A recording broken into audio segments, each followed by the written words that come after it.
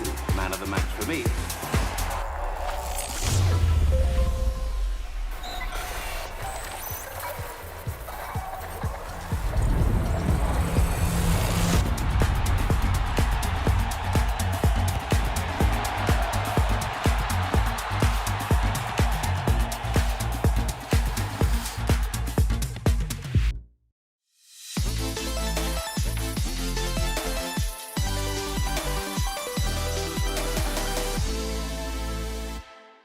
Good afternoon, everyone, and good afternoon, chaps. Welcome to the Green Arrow podcast, proudly sponsored by Sorare, the revolutionary new fantasy football game where you can win tickets to a Premier League match by entering and winning our Sorare Premier League mini league.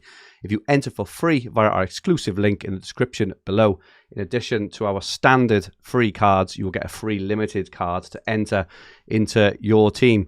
We're also now giving away weekly prizes such as limited cards. So jump on, have a go and see what it's all about. The very, very best of luck. And don't forget, the winner gets a pair of Premier League tickets. Go ahead and join in the fun for absolutely free. On to FPL. Adam first, welcome back. Give Rich a little bit of time to simmer down. What colour, Adam, is your arrow in double game week 34? Oh, it was all going so well, and Pep pepped me, didn't he? Pep roulette. So I got a red arrow, down 4k, so I've gone from about 28k to 32k. The transfers, so I finished on 115, -8, so 107, and I bought in, I think I took out Chilwell, Martinelli, Kane, and then Raya for Edison, Trent, Salah, and of course Greenwood, who's completed my squad. He sat on the bench. He didn't cause any trouble for me, so big thumbs up to Sam Greenwood there. The one that did cause me trouble was Edison. I mean, particularly after Raya conceding at the end of the first half, I was very optimistic on that transfer. I mean, he behaved like a right plonker versus Fulham. Nearly gifted them a goal. He got a yellow card for time. A Man City goalkeeper should never get a yellow card for time wasting. It's an absolute embarrassment.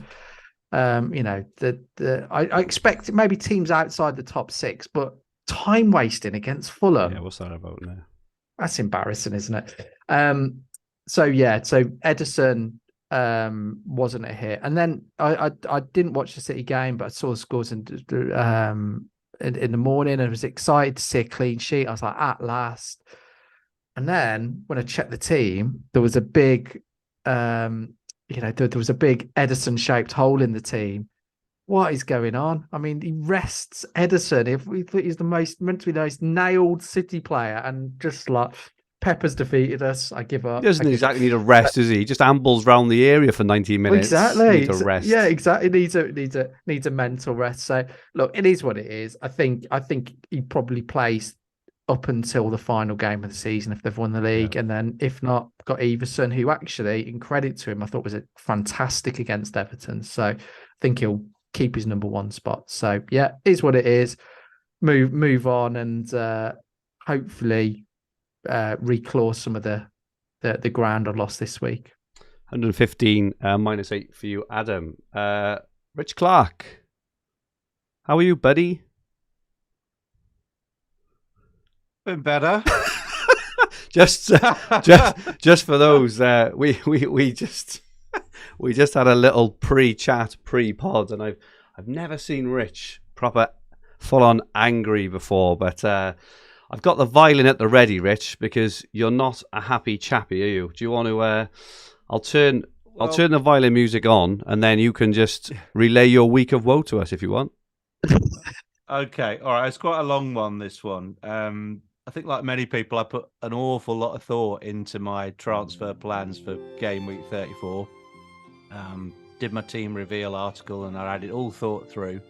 And if you want to go and check what I should have done, you can see what was written in my team reveal last week. Thanks for the violin, buddy. Basically, before the game week kicked off, I think I let my guard down, basically. I went away for a lads' weekend in Wales, your country. I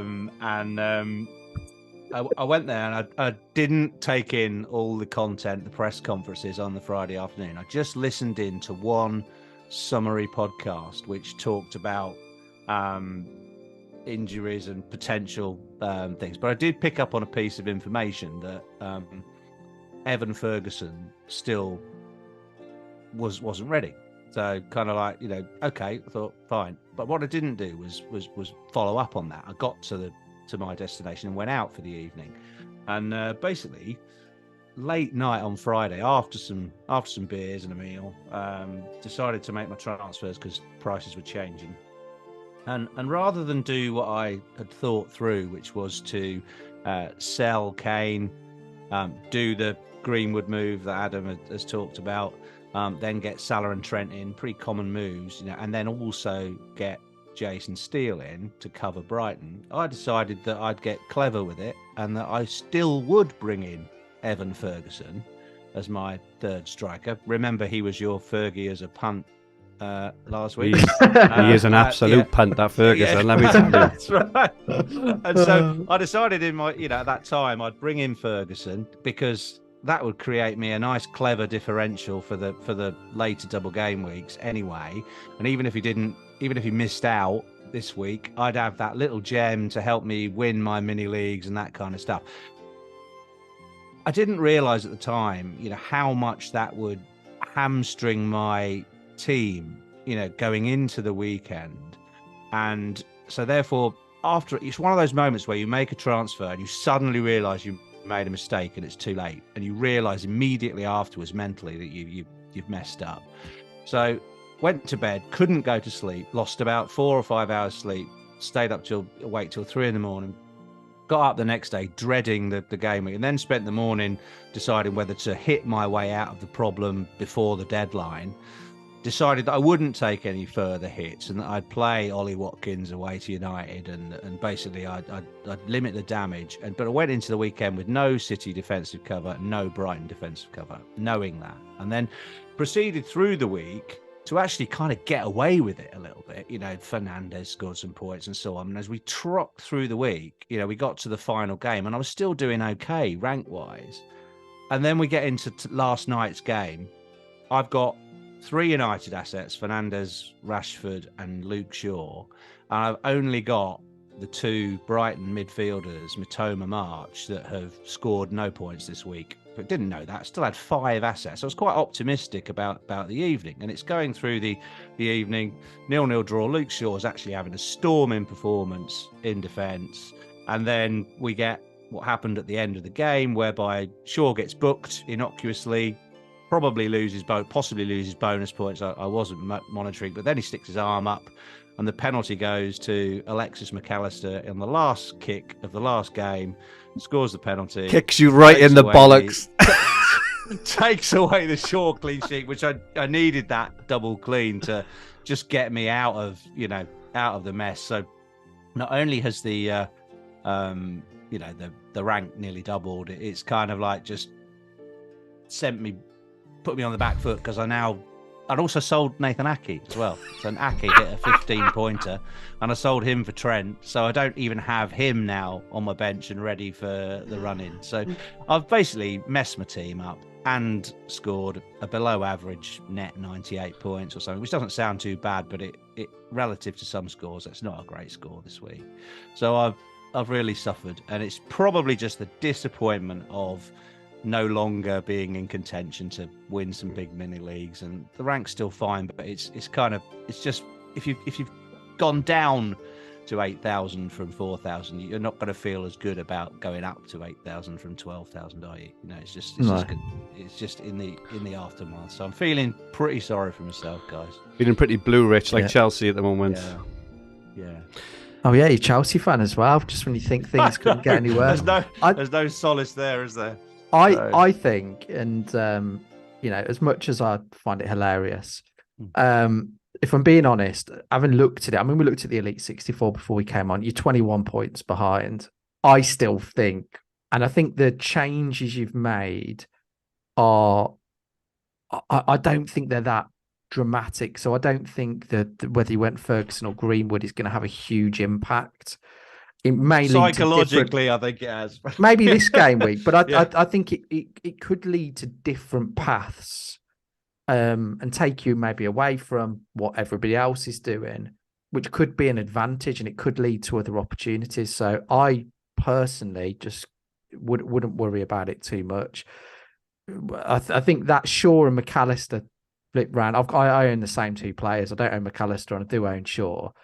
And yeah, that's a tough one to take, but it's variance and those things can happen. And to be honest, Shaw should have got a second year. Being on a yellow card, that was another, he should have been booked for that. So he sort of got away with not being sent off. So yeah, you win some, you lose some, but you're having a great season. And I think those sorts of decisions and stories can happen to us all. And it's you'll bounce back, I'm sure. Thank you, Adam. That's very sweet of you to be nice and kind, because I haven't felt like that. It has been hard. The last 12 hours have been really hard. And yeah, I think we're always really tough on ourselves as well. And I think you're never going to be, no one's ever, and we've had a bit of banter off air, of course we have, but nobody's going to be tougher. And the reality is you've been too tough on yourself for the situation. I don't think you could have quite easily have made that goalkeeper transfer to Edison. And, it's just the fact looking at it as Steele. And I know that 15 points, I mean, what is it, 14 points difference between Edison and Steele is a huge swing. Well, my recommended transfers were to bring in Alvarez. Ooh, yeah. Because I could afford to do Alvarez, Salah, Trent, Steele. Add those points up. Yeah, that was what my team. So people. Well, I know we're going to talk about copying content creators later, but the one I wanted to that copy my moves, and I didn't update my team reveal. So those of you that did, you're flying. My moves. I've got about 50 more points than me last week. Exactly. Just a final violin moment for Graham Fairbrother in the chat. Sold Watkins for Greenwood, brought in KDB for Martinelli and Edison as well. 1 point for a -8 as well. So you're not alone, Rich. It's been a tough one for lots of people. And seeing this is this is one of the worst weeks you've had in living memory. Just have a quick look at my team, and I scored less than you, Rich. I scored 99 -4, but mine was down to a bit of I benched Solanke over Martinelli, which I knew was a very, very, very risky thing to do since Bournemouth were playing Leeds. But I also thought that Martinelli would start against Chelsea, who have been awful. Both goals came from Martinelli's side, but he wasn't on the pitch, sadly. So, that's just what it is. But, I had a rank drop. Team is in pretty good shape. We've got a plan for this week and for next week. So, I'm all right. 175k. Just where I've been at. It's where I've seen to be about 3 seasons in between 100k and 200k. I just cannot get out of it. So, but there I am as it stands at the moment.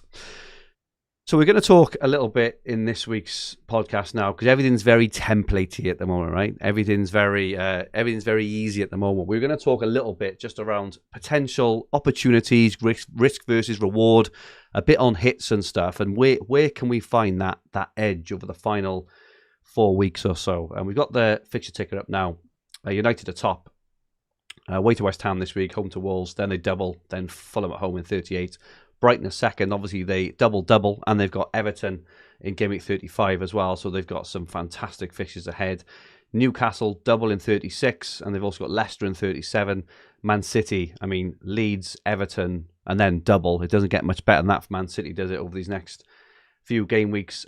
Chelsea have got a couple of pretty good attacking fixtures, if only they could score a goal, but they're away to Bournemouth, home to Forest next. Right down the bottom, Brentford, Leeds, and Everton are in a lot of trouble, aren't they? As are Leeds, as are Leicester potentially. So that's the kind of lay of the land in terms of how the fixtures look. Adam, can I come to you first, just in terms of your thoughts really on, how you're planning to attack the rest of the season, and where are there any opportunities to try and get that big rank rise somewhere? I think the biggest opportunity is captaincy. And probably going against Haaland this week, and then nailing next week the double game, and then nailing the double game week captains. So if I was looking at it this week, where are the opportunities if we're breaking it down now? we'd expect Man City to make some changes. Whether Haaland starts or not, or plays and comes off, I think that's likely. I think either starts and comes off, or it was potentially rested entirely if they're winning comfortably. So I think, could there be opportunity so that if Alvarez comes in, he could be a possibility to bring in and captain. I think if I look at my midfield, it's quite hard to make any changes because I've got two Brighton, Bruno and Rashford and Salah, and I don't want to lose any of them this week. But I think if you've got a midfield spot for a punt, if we get early team news, either Mahrez or Foden would be incredible places to go and captain them as well. So I think there's some opportunities. There's some opportunities there. I think if we're looking for big opportunities, I think City is the opportunity this week, bearing in mind the future game weeks and others. Other places to look, and it depends on team, but I think possibly considering Spurs as well. And I would say I think Spurs fixtures on paper are quite good. Home games against Brentford and Palace, both mid-table. Away at the Fortress, Villa Park, but I think they'll get opportunities to get in behind there. And they play Leeds away last game of the season. So I think Kane, Son, maybe even a couple of the Perisic or Porro, I think could be options and ways to go. Most will find it quite difficult, particularly if you're on Salah. So that'll be a points hit this week. So that could be maybe the last game week of the season or last couple. I think the other opportunity, so I think that's probably looking at this week. Outside of that, I would say that next week we've got a double for Brighton and Newcastle. I think we'll see some variance in this game week because people own different Brighton players. And there's a decision for a lot of people around Newcastle. So in a lot of cases, and I'm generalising here, people will have two Newcastle defenders, potentially even three Newcastle players at the moment if those that bought Isaac in. So the question is, do you go double defence and one of Isaac and Wilson? Do you go Isaac and Wilson and one defender? So there'll be plenty of variance next week. And then you've also got to factor in, do you captain a Newcastle player, a Brighton player? Do you stick loyal to Haaland? So, and I think there could be a split between Wilson and Isak on those that go both. But even if you go both,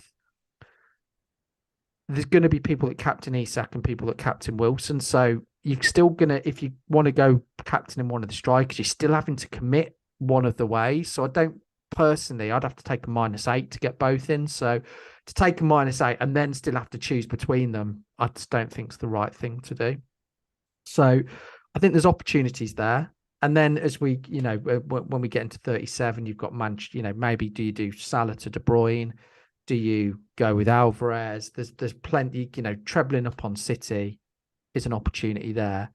But the one thing that I quite like, and the reason I'm sort of want to save a transfer this week if I can, is I make the Newcastle move in 36, and then have 2 free transfers for 37. Maybe I just do Salah to KDB.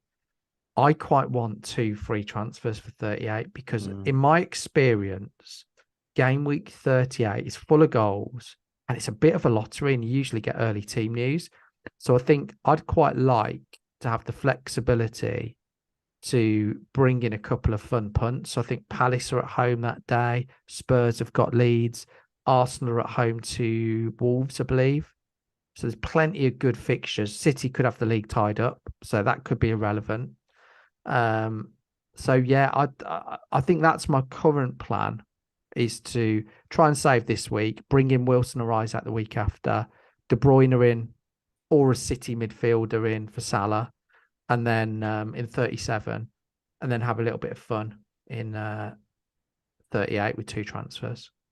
I like that, Adam. Some really good opportunities to be different there. Like as you say as well, it's not just the team, just individual players as well. There's probably like 5 or 6 Brighton players who are all excellent picks in their own right. Just off Steele, Dunk, Estupinian, and the 3 mids, and that's excluding Ferguson, Welbeck as well. So there's loads of options there. Same for Newcastle. They've probably got about 4 or 5 options. There's couple in the chat who've said about Willock and Joelinton. Absolutely, Avazzi look really good as well, who could be really good differentials. Will probably play more minutes than Wilson, you'd guess, as well. So there's lots of opportunities there. Rich, have you got your eye on anything in terms of how you must have been having a look after the way the week has gone to see how are you going to claw this back? I've already made my transfer. I've brought in a Leeds defender. Super. Thought you were serious then. Exactly. Oh, no, I thought. No, Adam summarised the game state pretty well there. There's not a lot I don't agree with what he said. I like the idea of having 2 free transfers for the last week.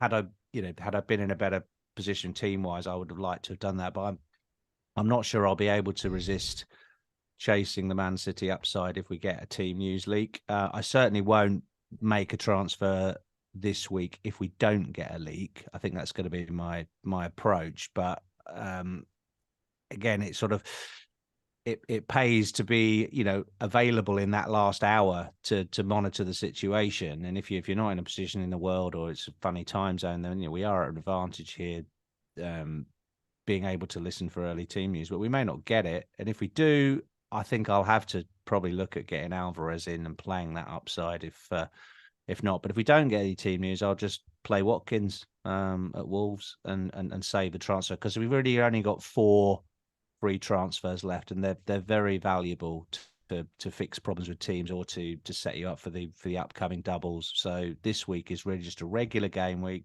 The last one, if you count the last week, is kind of like the real crapshoot. It's going to be a massive goal fest. There's normally about 40 goals in the last game week. It's not a week for defenses. It's a week for making sure you spend those transfers on the 2 attackers if you can. It's also not a week for taking hits. So really, a save now will give you the upside at the end. I think on the Newcastle thing, I've had Botman. I put Botman in on my wild card, I think it was. I'm certainly going to play him. I'm not going, having carried him on my bench all this way, I'm going to give him that game week 36 and not change him out so I can have 2 Newcastle strikers. So I will get one of Wilson or Isak. And I think it's the same situation as this week, whereby we might get early City news tomorrow, but we might also get early Newcastle news in game week 36. I think it is the early kickoff or the first kickoff that week. So again, you could get a leak that says either Wilson or Isak is starting, and you buy the one that is in the league. So that's probably what I'll play for. And then for me, I think I'll probably have to look at getting a couple of City players in to plug the hole in game week 37. What are your guys' thoughts on hits? So in terms of there's lots of really good options over these next few weeks. We mentioned a few of them already. Some of them not easy to get to either, due to different things, due to people tied with having 3 forwards, for example, or a couple of premium defenders, for example. In terms of I think we're in agreement that hits in game week 38 are probably not the best idea, because they've only got the one game and the 1 week to actually claw them back. But for 35, 36 and 37, what do you think on hits? Where would the threshold be of being sensible? Adam, can I ask you first? I'm fine with hits in particular in the double game weeks to get what you perceive to be the biggest upside. So I've got no problem. If we take 36 for example. I think, like I said, I can't quite I could make the bottom of the Wilson and Isak thing work, but part of me's, I sort of agree with Rich, and I think Newcastle have been a bit unlucky defensively as well. So I think that could even up, and it would take me a -8 to do it. So I think in that situation, it's probably a little bit too much, but I may end up I'd be happy taking a -4 to get 2 or 1 or 2 City players that I think have got high upside in 37. So I've not ruled hits out, and I think whilst most people have got 4 transfers left, it's an opportunity to get extra upside with 6 or 7 transfers. So I think in the double game weeks it's fine because the scores are typically 100 plus. There's how many people took -4s, -8s this week, and that didn't really have a huge impact on their score. So I think they're fine. I wouldn't want to necessarily take one in the last game week, but that said, if there's 2 big upside punts that I fancied that could pay it back, and there's maybe some injuries or minutes risks, I'd be more than happy to take a -4 in game week 38. Cool. And Rich, your thought on hits? I know you're kind of a naturally more reserved player, but is there space for it? Similar. I would say in double game weeks, and particularly, if you're buying Brighton, who've still got a double left, that hit's paid for itself in the extra games if you're doing that. So it is an opportunity to move money around the team as well. So if you're moving from, say, a Salah to a Kane, or if you're moving, to bring in extra doublers, I think hits are fine in 36 and 37. Last week, I have taken a hit in the last week before. I think I bought Zaha in on the last day of the season once, and he did score. I think he maybe even scored twice, but he scored twice and got booked. And I was 1 point better off as a result of the hit. And I'll always remember that, because I just think, well, God, he scored 2 goals and he's been booked, and I'm only 1 point better off. He got like a 9-pointer or something. And so it was like, I think I sold Danny Ings for him or something. But anyway, I was 1 point better off. So it's really guys almost got to score a hat trick or get 3 returns in order to pay in that last week. So certainly 36 and 37. But if you can roll this week, then that's probably the sensible move to give you that extra free transfer to use during the doubles. I've got a couple of questions for both of you, because I think we need a plan to react to the team news on Saturday. So let's play through, and if we answer, we'll go through one at a time. So we'll go through some scenarios, because I'm sure viewers, listeners will have similar experience. So option number 1 is we find out Haaland is benched, and by default Alvarez is starting. We also, what just in that, what would be your transfer and captain plans? I'll go first, Fergie. In and captain. I think I'm bringing him in anyway. But yeah, Alvarez in and captain. I would in that one, yeah, in that circumstance, because it's too good an opportunity to turn down. In terms of ridiculous amount of upside, playing up front for the best team potentially in the world against the worst defense in the league at the moment. We said this the other day, didn't we, with Haaland against Leicester? It's just there for the taking for me. He's no Haaland, right? But he's already shown he's more than capable of double returning. Yeah. But Big Sam is I was gonna say, plus, isn't he? We've gone 20 minutes and we haven't mentioned Sam Allardyce yet. Big Sam, more knowledge than Pep, so that doesn't, that's surely a concern. Not for me. Not in one game.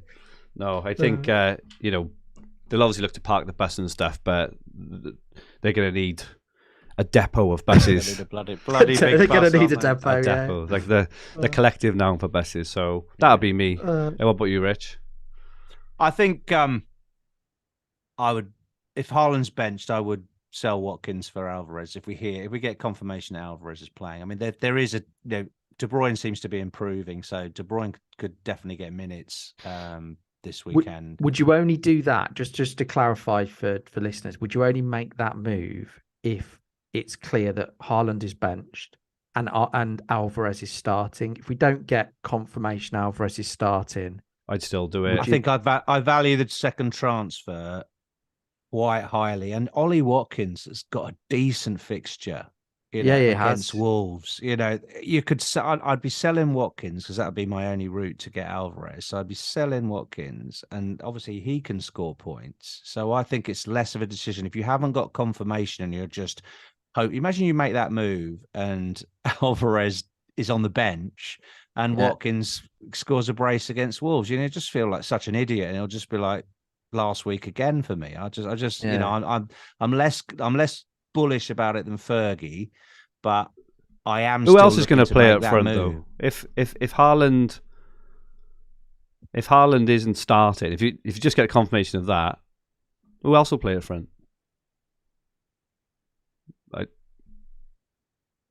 Foden, false nine. You can't. No. He hasn't done it all season, has he? There isn't another. He hasn't done it all season. No, it's okay, fine. So, what are there any other players, City players? So let's say that we find out that Mahrez is starting, that Foden's starting, Grealish is benched. Would you make any? Are there any midfield punts that either of you fancy this week? If you own Grealish and you find out that Grealish is benched and Mahrez is starting, and you've got the money to do that in one move, then I think that's an excellent opportunity. Especially if you hear Haaland is benched as well, because then Mahrez is definitely on penalties, and that's worth making a sideways move for. I would think. But if you haven't got we've discussed not having a midfield spot. Most of us are on a couple of Brighton, a couple of United and Salah. I don't think it's worth moving one of them out with the fixtures and doubles to come. I don't think it's moving. I don't think it's worth moving mid to mid personally for one game, because they got Madrid now, and who knows what's going to happen. I just think this Alvarez move for me, it would be a 1 week punt, but the plummest fixture you could have. And obviously they double, and Haaland's minutes will be managed around Madrid. He'll probably play, but even Alvarez, even if he gets 20, 30 minutes off the bench, he can be just as devastating, I think. So that's my kind of take. Whereas Mahrez and stuff, Mahrez tends to play a lot in the Champions League as well, historically. So I personally wouldn't look at the mids. But personal preference, Pep roulette. Who knows what's going to happen? The thing about Grealish is he's in his finest spell of form, isn't he, for City that he's been in since he moved there. He is playing really, really well. So you've still got that double game week the other side of Madrid that he's got. So it's not, it's fine to keep. But if you are chasing the upside and you're chasing points, you're running out of weeks to climb the ranks. So it's definitely worth mentioning that you could sideways that. What about if Haaland's benched? Would you sell him for Kane? No. Have you been smoking, Adam? Just putting it out there. No. Do you know what? I think Kane is at the moment. He's been so consistent; it's ridiculous. I think because of Haaland's been breaking records, Kane has gone a little bit under the radar. I mean, what's he got? 25 goals this season? Is that right? Might even be more than that. And he's got a great fixture. I think Palace at home. They're on the beach effectively, or they've got nothing to play for. That's on the beach is probably a little bit unfair. But they've got nothing to play for. Conceded 3 to West Ham. Anyone that concede, and they look susceptible from set pieces. And Kane is, we know he's great and been target. Does quite well. But Haaland, even if he is benched, will come off the bench. Do you really want 20 minutes watching Haaland against Leeds and not owning him? And you're going to have to hit him back in the following week anyway. The transfers are too valuable to do the, what do you call it? I'd start Haaland still. I wouldn't be benching him. He'll get minutes. He'll get some minutes. Even if he gets 10 minutes, he's going to score. You think anyway. You got to have the vice captain ready. I think if you hear Haaland's benched, you move the vice, but most people will just have it on Salah. Think so.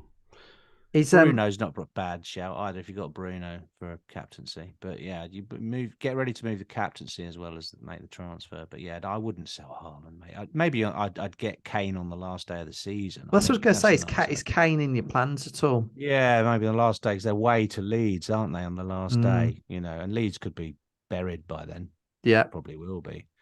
So that could be. That's Kane's record on the last day of the season is unbelievable. Yeah. Races every year at least, I think. Yeah, they beat Norwich 5-0 last year, didn't they? Well, this is what I know we said the Haaland thing. I'm saying a bit in jest for this week because I don't think anybody would do that move. But what about if it's game week 38? They've won the league, and he is benched. So would you take 30 minutes to Haaland, or would you think, do you know what? I would do it then. I go the Kane. Haaland to Kane move could be worth it. So I think it's worth. It is worth trying to think about. Yeah. think about these things and try and be as flexible as we can. I think I agree with both of you. I think if Haaland is benched and it's confirmed Alvarez is starting, it's hard. Leeds at home, based on what we know, is the best fixture on paper, isn't it? At the moment, yeah. And you'd fancy Man City to do well. 5 or 6, yeah. Yeah. Do you think Haaland does start? That's a good question. I don't know. He certainly talked that way when he was interviewed afterwards, isn't he? About getting ready for Leeds, and he'll go home and play video games. I wonder if he'll play like the next day and get 45. I wonder if he'll play 45 like he has done, or 50, get the lead and go off again. That seems to be the trend, doesn't it? Yeah. I think you win the game, yeah, safe, make the game safe, take him off at half time. He's a Leeds fan, isn't he? I mean, that carries no relevance really, because I don't think Pep's that sentimental. No. But it's you'd think I think you're right. I think it'll be a similar pattern. He'll start and be taken off as soon as he can. I don't think he'll play more than 50 minutes. No. Yeah, you don't even get your 60-minute point this week. I don't. Unless they're only 1 up. There's a definite pattern this season of when City get their third goal, he tends to be brought off. Not even 2's enough at the moment. It seems to be that third goal. So I think they're going to try and race to a quick lead, 3-0 at half time, or 3-0 by 50, 60 minutes. Well, you're absolutely right, because I'm just looking at this. So they were 3-0 up against Leicester. At 3-0 or 3-1 versus Southampton, he came off. And then he's played, I think, the Bournemouth one as well, 71 minutes when they were 3 up. Yeah. So I think you've got that pattern nailed. So we could do with them just keeping it at 2-0 to the 90th minute, and then letting him bag a hat trick in injury time. Just before we move on, let's say hello to the chat. Apologies, all got a bit too carried away, but Ravioli Jenkins, what a name that is in. Sokan, Paul K, Heather, Mark Gordon, Graham Fairbrother, Keith Hill, David Maxiska, Ben, Nick Meadows, Steve Steadman, FPL Springbok, Di Thomas. Says broke into the top 10 for the first time. Very, very well played there. I am Spart 81. Paul H is from Brisbane in Australia. Sokan is from the Finnish Woods. And Mena says, go the Aussies. Hector is in from Seattle. Kinger, Colin Johnston. John Crowley says, Edison, the great FPL troll. And we've got so many more in. Thank you so much, everyone, for joining us there. We've mentioned most of these players already, so these are kind of looking at transfer targets potentially for 35 and 36 onwards. So we've got a graphic up now showing Callum Wilson, Alexander Isaac, Julian Alvarez, Danny Welbeck, and Bruno Fernandes. I was just having a look actually. So, someone also said in the chat earlier, apology, I've lost it, about Bruno being a really good pick in 37. I hadn't really spotted it, but they got Bournemouth and Chelsea, which was really good, and then Fulham last day of the season. So just another thing, if you haven't got Bruno, maybe is kind of making a bit of a plan to think about how to get him in potentially. But just in terms of these players here, and kind of any others, Rich first. We touched on Alvarez. I think I'm bringing Alvarez in anyway, so I'm in a kind of chasey mode at the moment anyway. I'm looking for big upside, right? And Alvarez for me kind of ticks all the boxes in terms of that for me this weekend. So I'll be going for Alvarez regardless. If we get news Haaland didn't start, and I'll probably captain Alvarez.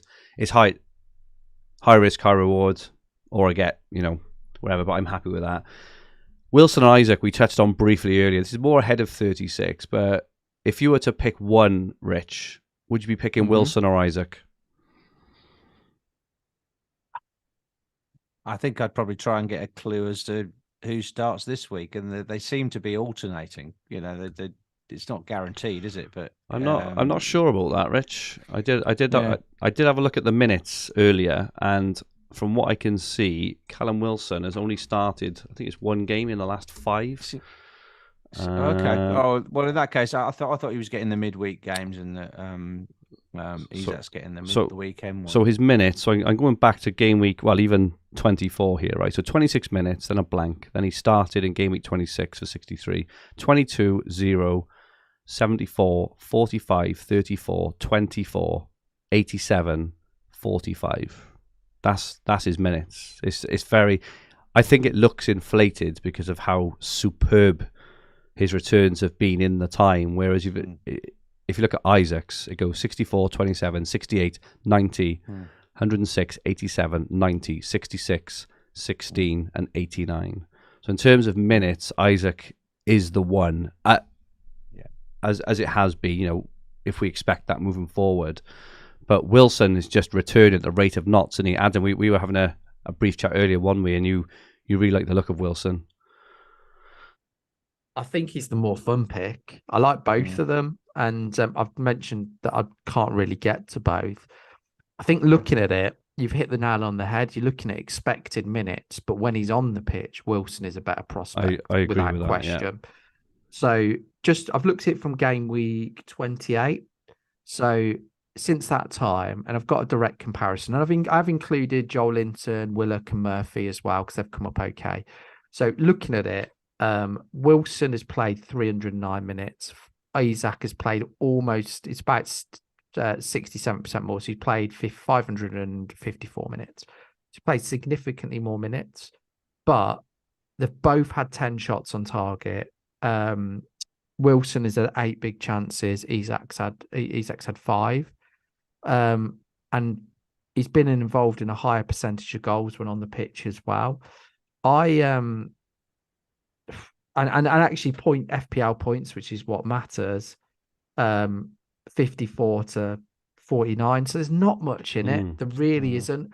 But I think from an eye test perspective, the time when they were both on the pitch was the second half versus Southampton. It was a very, very small sample because most of the time there's been long periods where one of them's been on the pitch and not the other. And when Isak was playing wide, what it showed is how much Callum Wilson dominated the expected the expected goals and the chances. He could have scored 5 versus Southampton in 45 minutes. It was ridiculous. He had a goal ruled out. I think he hit the bar as well. He was just absolutely everything that went in the box. He was positioned, he's a proper poacher. So I think he's the more fun pick. And I sort of disagree with Rich a little bit here on the sense that if we find out Isak is starting, I don't think that necessarily puts me off Wilson too much because I think Wilson is so impactful from the bench that you wouldn't get me buying a player that isn't starting. Well, yeah, exactly. But I think in reality, is if he's not going to start the first game, he'll start the second game. I think they both start at least one. So if they're, and I just think Wilson's impact off the bench is massive. But we've got one more data point. We've got the Arsenal game. Will he start Isak on the left? Yeah. We play them both together. Who's on pens when they're both on the pitch at the same time? Because they both take them. I don't know if it's happened, but I'd be shocked if Callum Wilson did. I mean, his penalty record's very good for Newcastle. He's only ever missed one, and that was for Bournemouth, I think. So I don't think he's missed for Newcastle. So I still think he sees himself as the main man, and Isak's the apprentice. So I'd be shocked if Isak took them. If you had to pick now, Adam, Wilson or Isak? Easy Wilson, based on what I know today. Rich? I'd probably play Isak. I'd probably play Isak as well. A couple of other names we've got. Mentioned Alvarez already. Welbeck and Bruno Fernandes as well. Rich, what are your thoughts on these and any others? I suppose I put Welbeck on the shortlist just because he is. I think he's got maybe up until last night he had 4 goals in 5 games or something, which is a pretty good return. He seems to be fit. He seems to be getting all the starts now. Obviously, my pick Evan Ferguson is due to return hopefully soon, but there's still no sign of him on the bench. So I think Welbeck's got a little run in the team here, although there is quite a bit of rotation going on. So again, if you're looking for that Brighton differential, I would put him up the pecking order from Ferguson at the moment, and he could be worth a shout. And he's quite affordable as well. Is he 6.4 or something like that? I think I can't sure exactly what his price is, but he's not expensive. And so for the double game weeks, and it's probably easier, as we said, to move in a forward than it is to mess with the midfield. So that's why he made the shortlist for me of just people to discuss. Yeah, no, fair. Adam, does anyone else catch your eye? I think if you want some fun punts, and this is, you'd have to have the structure to fit these in. But I think Jamie Vardy's looked very sharp in the last couple, and maybe back on penalties. Who knows? I captained Madison and Sky last week, by the way. Oh no. And then I think the other one who's looked, I think's looked quite sharp, Son. Yes, I think that's a good show. Both of them are looking back to their best, I think. So I mean, they could be last game week, whatever, we're on game week 38 punts, but you'd have to have the structure to be able to fit them in, and also be happy to prioritize them over double game weekers. But I think the one thing we should mention with double game weekers is that unless you're talking the likes of, there's only a select few FPL options that will play 180 minutes. If we look at Brighton now, take out their defensive and the goalkeeper, if we look at the attacking players, there's very few you'd be absolutely confident that would play, 150 minutes plus based on the rotation. When you're looking at Man City, probably the same. When you're looking at, I think United, you fancy Bruno and Rashford. Yeah, Bruno, I'm confident on. Yeah. But it makes me think. So, for example, anyone that punted on Gakpo this week, I think he played pretty much exactly 90 minutes. So therefore, I know you've argued and you've got two shouts, but I think you shouldn't necessarily rule out some of these single game weekers that have got great fixtures, and particularly if they're going to play 90 minutes. So I think Son, Kane, like I said, I like Vardy. He's expensive, but he's passed the eye test for me in the last two matches I've watched. He looks right back to himself in terms of those runs in behind. So yeah, I think there's a few you can look at. Palace have looked okay, but I don't know where I'd go with that.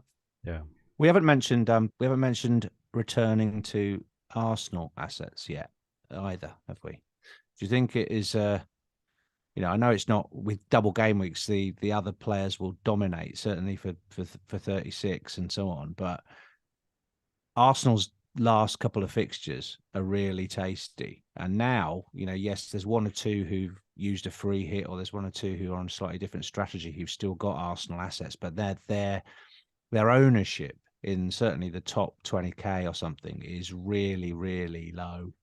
So you've got an opportunity there to get assets from a top team. They may not win the league, but they're going to finish a clear second. And you've got the likes of Martinelli, Saka, Odegaard, Jesus, who are sitting there as differentials with good fixtures. Got to be worth a mention. I think, we were talking about hits in the last game week. I think maybe if you carry a couple of transfers over, because I don't know if you've done like a looking at like a team planner, but I don't particularly like a lot of my players in game week 38, but I like them in 36 and 37. So I think there could be an opportunity. You've got Spurs are away at Leeds, Arsenal are at home to Wolves. I think maybe if you can save a transfer, making 3 transfers, but targeting 3 players that you think have got high upside. So the likes of Kane, Son. I think all the Arsenal players are great options, particularly at home. So I think that's really a really valid point, particularly for 38. I think 37, they're away at Forest, which I don't particularly think is a great fixture. You'll find it difficult to fit single game week players in, because you're sort of you've got a lot of people might have Salah, Trent, and 9 doublers, mightn't they? Yeah. So it's kind of like where are they going to go? I mean, I think Salah's expendable. I think it's I think after this game week, I think he's expendable personally, because they'll have 2 away games. I think they've got Villa at home. You could use him to target a double game week midfielder, and then maybe an Arsenal punt in the last game week. Yeah. So I think I prefer keeping Trent to Salah based on what I've seen, because Trent, I mean, at the moment he's involved in everything. So they keep a clean sheet. There's a 12 pointer there. I've still got Martinelli in my team, and I'm not in any any rush to let him go yet. But I'll just keep him, see. buddy. I'll see how it goes in 37. Obviously, I'll see. I'll you know what they feel. say: so far behind the curve that you're going to be ahead of the curve. Always, mate. A couple of shouts in the chat. FPL Diamond mentioned him earlier as well. Joe Linton, and also says Enciso, who has looked pretty good as well. It's obviously hard. It's hard to agree. It's hard to know who's going to start for Brighton at the moment, especially now he's resting. He's resting someone every game. But he rest McAllister and Matoma last time, rested March last night. He's not really sure who's going to play, but if they are resting them, that and Ciso could potentially be the one to benefit, couldn't he? Just a quick look at the predicted points from now till the rest of the season. Quickly, a lot of very, very familiar names up there. Haaland top 36, Rashford 31.9, Fernandes 31, Salah 26.9, McAllister and March also in the 26s, De Bruyne 25, Kane 25. To your point there, Adam, still there. Mitoma 25, Trippier 24, Grealish 24, Isaac 22.7. There's no Wilson in this list, but that's because his expected minutes are quite low. Mahrez 23, Gundogan 23. Havertz, probably due to the fact they got two good fixtures and the double, I'm assuming. Trent, Steele, Stones, Watkins, and Ruben Dias all in the low 20s as well. Just before we forget, before we move on, we just wanted to touch on the brief copying of content creators, guys. I know you did want to touch on this. Does one of you just want to kick off on your thinking of it?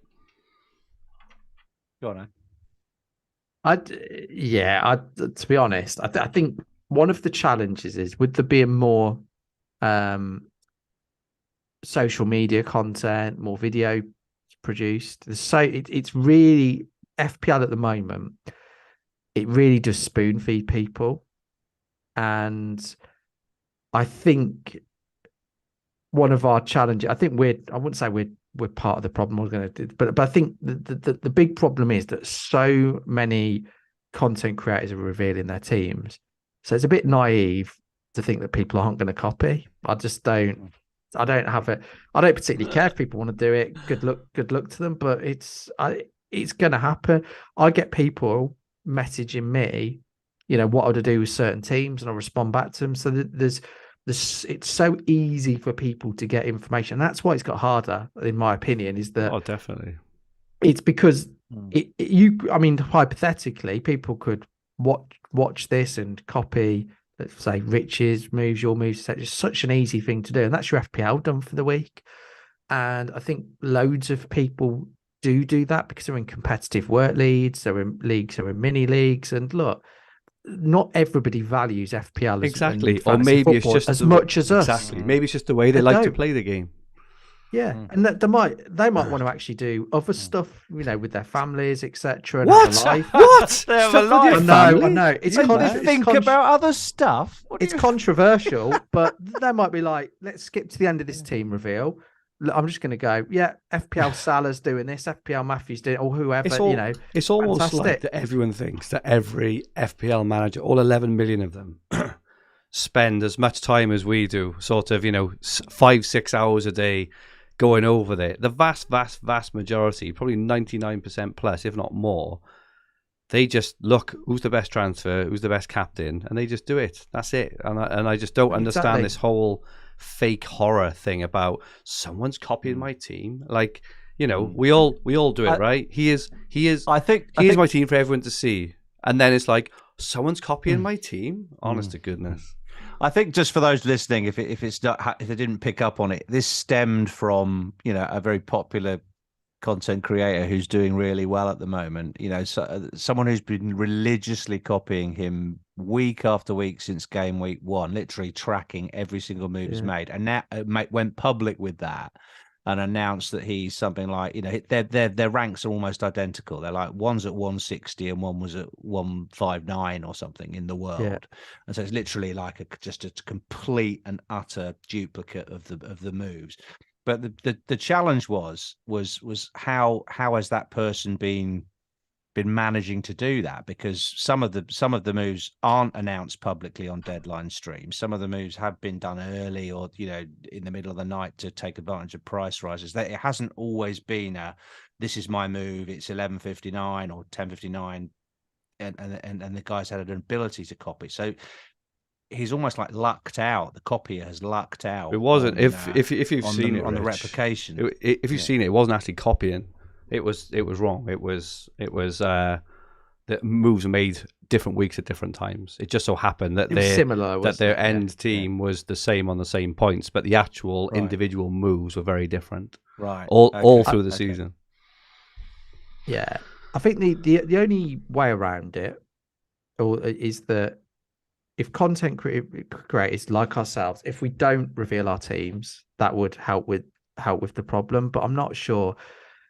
We create content because we want to help people, and people in a lot of cases, and I think the majority, want to see our teams. So it's, from that perspective, I think it's a tough one. But I think we're all naive enough to think that people don't copy, because like my original point, people have lives that they want to do other stuff with and not spend on FPL, and they let us FPL. Losers do that, don't they? So 10 minutes a week, as long as you remember to do something, you can play FPL very well. Personally, I feel flattered that people want to look at my team. I actually think it's flattering to me that I think that they value the moves.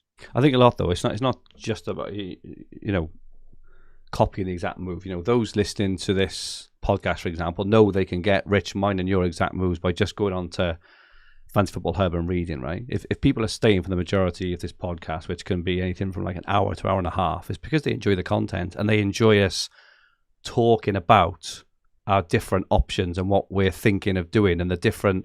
I think it's more the thought process of how we think about things and how we get to the end decision. And a lot of the time, especially with you guys being, your records are absolutely insane in this game. So people would be foolish not to just listen, and whether they come to the same conclusions as you at the end is completely up to them. But just in terms of what you think about the game, the strategy, different players, planning ahead for different weeks, that's why people listen. In my view, I may be wrong, but if people just want to copy and move, they can go on Twitter or the Hub, right? But it's easy to do. Yeah, I've got a question for you, Fergie, because you're known to do well in other formats. Previous Dream Team winner, doing pretty well in Sky this season. In Sky, one of the traits, and I don't know if this is the same in Dream Team actually, but you can't see anybody. You have the option of having your team private or public. That's right, yeah. How does that impact your, or how, what do you think the impact of that is? And if that was in FPL, do you think it would be a good thing? Do you think it would be a bad thing? What's your general consensus? I think it's brilliant for the game, but I don't think it would be great for engagement for the game for FPL. I think the whole joy of FPL is the sharing of the highs and lows and the transparency of you get so many people on social media saying like, here's my team, what shall I do with it? That's the whole community aspect of playing the game, playing with your friends, being able to see your team friends, being able to laugh at what they've done, or congratulate them what they've done. In Sky, it's completely different. It's hardcore. You don't share your team with anyone because you don't want anyone to know what you've done, because you're after the loot at the end. It's very, very different. But I don't think that's what FPL is all about. I think FPL is around the whole enjoyment of the game, the chatting about the game, the key decisions, and this, that, and the other. So I do think they're kind of massively different. But I just think with content creators, as Sanjay has so kindly put in the chat, I should never have copied Fergie's team season over now. But but if people want to copy teams, just what's the like? I just don't even get the beef in what's the problem with it. Just why does anyone care? I just do not understand it. It's almost like this mock horror of someone's copying someone's team. So what?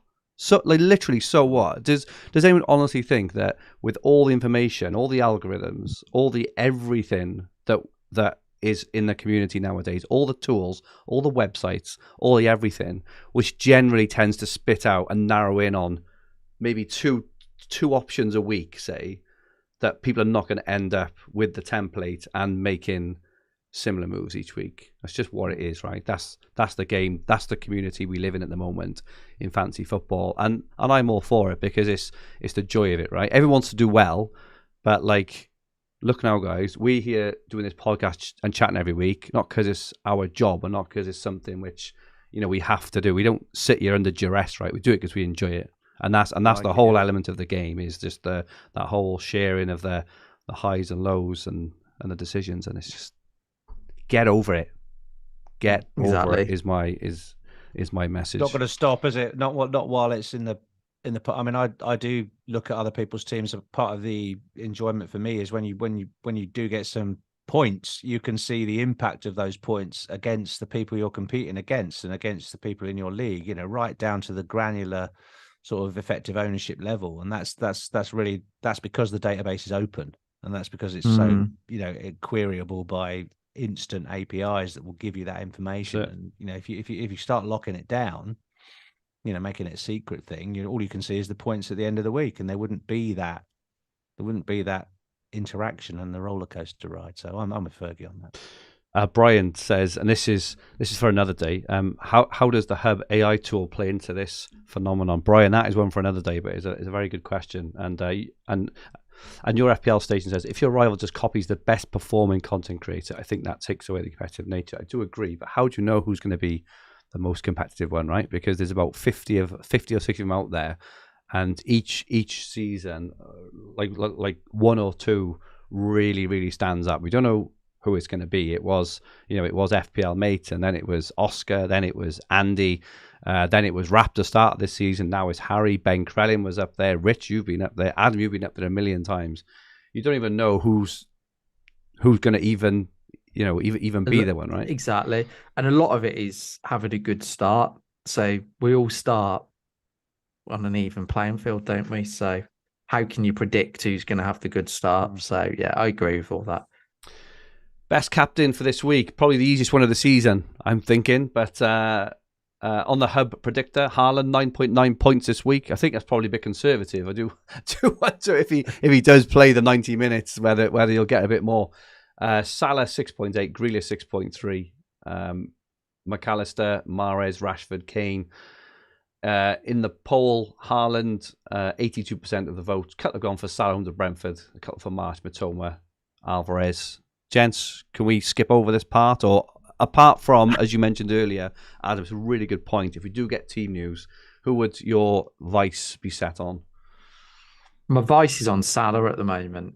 And I think the Liverpool-Brentford games, from what I recall, have been fairly high scoring and fairly open, yeah. So I think I'll stick with Salah as vice.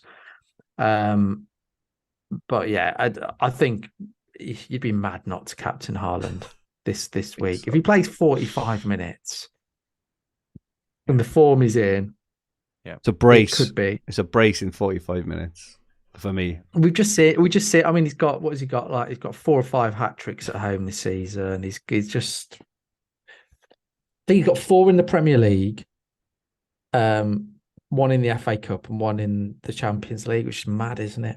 And he's better at the Etihad, so yeah.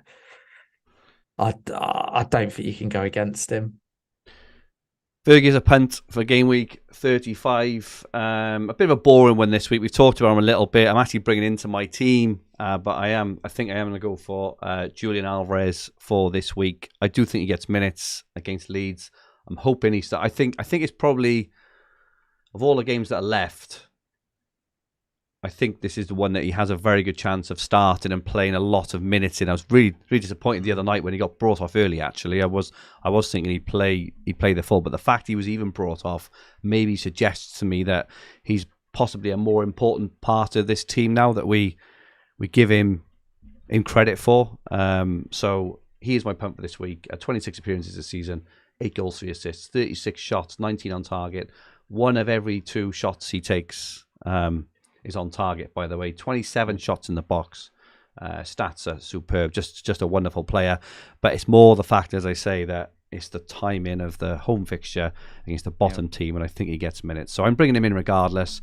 it's a bit of a punt, right? If you want a safe player, go for Ollie Watkins, go for Ivan Toney, go for all those players, right? They will get their 85, 90 minutes. I'm going for the upside this week on Julian Alvarez. Any thoughts, gents? Yeah, I like it. Are you planning on just doing it you literally for 1 week and then moving him on to a Newcastle striker? Is that the plan? I will. Or are you going to keep him for the doubles? So next week, it also enables me. So if I do Watkins to Alvarez this week, it also enables me to do Solanke to Isaac next week. So that's my very, very loose plan. We haven't touched on teams yet, but that's my loose-ish plan. But knowing me, there will probably be a hit or two in here somewhere. I've still got Raya and Kepa and all that. So they just don't inspire me with any confidence. So I just bits and pieces like that. So Alvarez for me is going to be my punt this week. Yelena in the chat, Fantasy Football Hub Ambassador, says, I love the Alvarez punt. Yeah, I think that's it for me. Let's just quickly talk about Sorare before we reveal our teams. Should we be revealing our teams this week? My goodness, what if someone copies them? Sorare, the revolutionary new fantasy football game where you can win tickets to a Premier League match by entering and winning our Sorare Premier League mini league. If you enter for free for our exclusive link in the description below, in addition to your standard free cards, you will get a free limited card too, but only if you join by the exclusive link below. There's not much time left in the season, so make sure you do it. The very, very best of luck, and don't forget the overall winner of our mini league gets a pair of Premier League tickets. Go ahead and join in the fun for absolutely free. Rich, we've got a shamble. Sorry. We got your team up on screen. I think it is a shambles. 35. Sanjay in the chat earlier as well said, Fergie, can't believe you kept your. He said, I can't believe you kept your wild card this long. He's obviously referring to the fact that he thinks my team needs a wild card, the cheeky side. But anyway, Rich, what's your thinking and plans this week? Probably a roll if we don't get early team news and trust Ollie Watkins to continue his good form. I will go Kepa over Raya. Now, you could play Raya for the save points at Liverpool, but virtually zero chance for clean sheet, I would think, in that game. Yeah. Kepa's away to Bournemouth, so I think he wins out. Playing Trippier home to Arsenal, he hasn't been doing that well, but I'll have to have Botman and Henry on the bench. So it'll be Trippier, Shaw, and Trent at the back.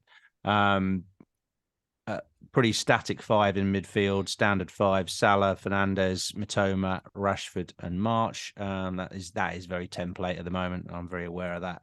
And then Watkins and Haaland up front. It's a decent team. The extra transfer will come in handy to sort out some of my problems in the defence in the double game weeks, which will be a priority for me as well as the Newcastle move later on.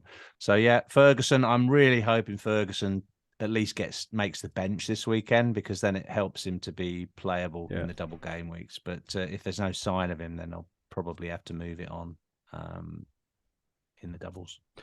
That's me. But he's cheap though, right? So wouldn't you just bench him because of his price? Cheap. Yeah. If I think about him as a Greenwood, he's 4.6. The problem is Adam was spot on last week when he said to him, you're better off with Greenwood because you're going to be tempted to play Ferguson in the double game and it's week. Also the third Brighton spot, so you can't get another one in. Exactly. So I can't get Steele. I can't get a stupid. I mean, that's not going to gain me much, but I could at least look at it as a way to cover it, because if Brighton keep another double clean,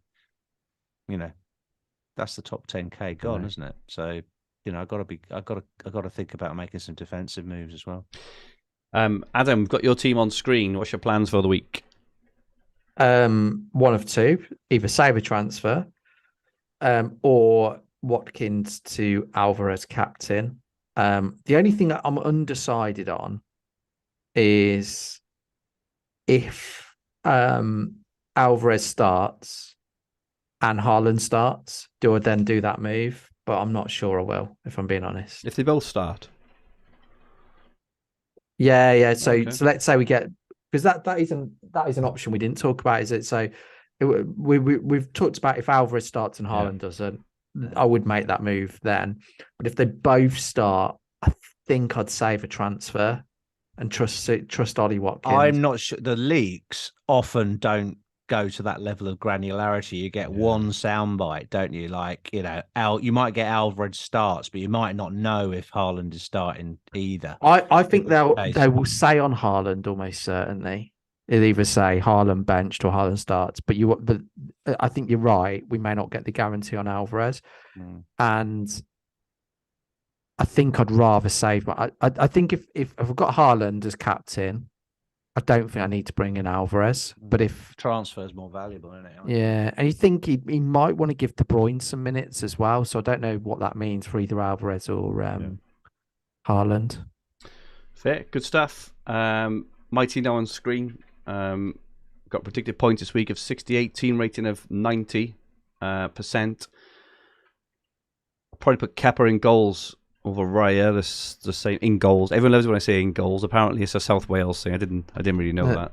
At the moment, I've got Trippier, Dunk, Trent, and Shaw. Salah, Mitoma, Rashford, March. I've still got Martinelli in my team, and then Haaland up front. I've got Solanke and Watkins. So I plan this week. The change that would be from this team would do Watkins to Alvarez, bench Martinelli. So it would be 4-4-2. Pretty template, apart from Alvarez actually, but that also allows me then next week. It gives me the funds to be able to upgrade Solanke to Isaac next week. Question for you both: who would you start this week? Luke Shaw away to West Ham or Trippier at home to Arsenal? It's a tough one. I think a lot of people have got that dilemma. Trippier for me. I could never bench Trippier. Personally, it's not been paying off recently, but yeah, I think I'd probably, if I had to, I've got to start them both. So I'd probably start Trippier just because of the attacking potential, and it's a home game. Always the home game. Newcastle are very, very strong at home. They'll concede, but they're good at home. Would you rather? That's where I'm going at the moment. Would you rather play Solanke home to Chelsea, which is a pretty good fixture at the moment? It's probably fair to say. Great fixture. Great fixture. Over Shaw, for example. Yes. Yeah, 100%. 100%. Well, you thinking of going 4-4-2? You thinking of 4-4-2? It was, yeah. All right. Okay. So think about that. Yeah, I think definitely start Solanke over Shaw. Yeah. I think he's Chelsea, Fergie, are in the 3 worst teams in the league. And they're terrible. Bloody bad they're teams. So bad, yeah. I think awful, mate. I think Solanke's in the captaincy shout. So then why are you playing Kepa, Rich? Because I think Liverpool are so strong at home that I just see the clean sheet percentage as being, a little part of me just keeps thinking Chelsea will turn things around at some point and win a game, but I'm not expecting any goalkeeper points. I mean, again, if transfers were plentiful, I'd swap the goalkeeper this week because I'm not expecting anything from either of them. I might play Kepa and Solanke, so hopefully get some joy either way. Because Rich, could you do one of your goalkeepers to steal and Ferguson up to Alvarez? Have you got the money to do that? I think I'm 0.1 short. I've looked at it as a hit. That'd be a hit worth. That's the move. 100%. That is the move. I can't do it. I think I've got 0.8. I've got 1.3, and I'd be at 5.9. So I'm 0.1 short to do it. -8 it is then, Rich. -8 it is then. The single game, mate. Yeah. Okay, cool. Brilliant. Yeah, no, I could do it in a later week. Once I've freed up a bit of cash from the Newcastle move. I think I can look at that. Okay, gents, that is it from us for this week. Thank you so much to everyone who joined in the chat. For those who watch it back and those listening on the podcast version, your support is very, very much appreciated. Just a reminder, our My Team feature that shares your personalised recommended transfer every single week, specifically for your team, using artificial intelligence, is now live on fantasyfootballhub.co.uk and is free for 7 days for all to use. Give it a go. It is absolutely superb. Members also get access to Ben Krellin's exclusive transfer planner, the 2 best FPL tools combined, and all free for 7 days. We also have double game week guides, wildcard teams, Rich's exclusive team reveal on the hub every single week. We also have a Discord server. If you like chatting FPL, who likes chatting FPL? Hands up. Who likes chatting FPL? No, I just hands like up, copying hands up. people. I just like copying people. If you do, hop into our Discord server. The link for that is in the chat as well. 24 hours a day, just constant FPL chat. Really, really good fun. That is absolutely free, so jump in there. Adam, thank you so much. Where can people get hold of you? On Twitter at Hopta Stats. And Rich, thank you so much. As usual, where can people get hold of you? At Rich Clarke FPL on Twitter. Lovely stuff. And my handle on Twitter is at FFH_Fergie. We will have some prizes back soon. We are currently searching for a new supplier for mugs and stuff. So don't fear. We will be back definitely ahead of next season, potentially before the end of this. But we will be back with mugs and maybe some other bits and pieces as well. So this podcast and video will be on the Fantasy Football Hub YouTube channel, with the podcast versions available on all major podcast platforms. If you like what you watched, please press the like button. If you haven't pressed it already, only 1 in 6 people watching now this minute have pressed it. Just go and press like. It takes 1 second. Remember to subscribe to the channel at the bottom right-hand corner of the screen. If you enjoyed your listen, please rate the podcast and leave a comment. It would be much, much appreciated. We will be back next week as we look ahead to double game week 36. In the meantime, the very best of luck for Game Week 35, and may all your arrows be green. Good night, all.